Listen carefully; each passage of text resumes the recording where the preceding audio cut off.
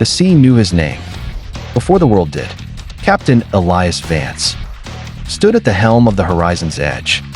His fingers curled around the ship's wheel not wood, but the petrified spine of a long-dead leviathan, still humming with ancient power. The sails above him billowed not with wind alone, but with the whispered blessings of the sky nymphs, bound to the mast by silver-threaded charms.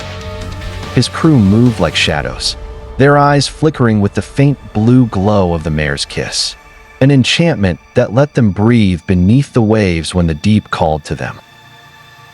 Elias had not always been a man who commanded the sea. Once he had been a beggar boy, starving on the docks of Port Haven Shade, where the lanterns burned with witch light and the tide spoke in riddles. The storm's bargain. At 14, Elias had been caught in a tempest so fierce, it shattered ships like glass.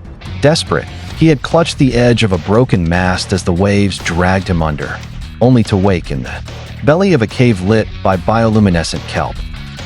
Before him stood the storm matron, a goddess of the deep, her body woven from hurricane winds and the scales of drowned kings.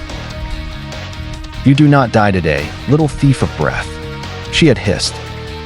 "But the sea will demand payment."